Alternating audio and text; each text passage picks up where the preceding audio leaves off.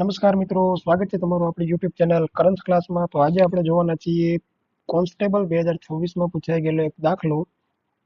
એક 100 મીટર લંબાઈની train 30 kilometre પ્રતિ કલાકની ઝડપે ગતિ કરે છે, તો તેને એક થાંભલાને પસાર કરતા કેટલો સમય લાગે છે? હવે આપણને ખ્યાલ છે, આપણું સૂત્ર છે ઝડપ બરાબર અંતરના છેદમાં સમય. તો હવે આપણે અહીંયા શોધવાનો છે સમય. તો અંતર આપણને આપેલું છે ટ્રેનની લંબાઈ 100 મીટર છેદમાં ઝડપ આપણને આપેલી છે 30 કિલોમીટર પ્રતિ કલાક. પણ અહીં 30 કિલોમીટર પ્રતિ કલાકમાં છે, તેથી આપણે એને 5/18 વડે ગુણીશું એટલે મીટર પ્રતિ સેકન્ડમાં મળી જશે. મીંડું મીંડું કેન્સલ, 5 2 10, 3 6 18, 6 2 12. તો જવાબ આવે છે આપણો ફાઇનલ આન્સર સી, 12 સેકન્ડ. તો મળીશું આવતા વિડીયોમાં. ત્યાં સુધી ચેનલને લાઈક કરો, શેર કરો અને સબસ્ક્રાઇબ કરો. Thank you.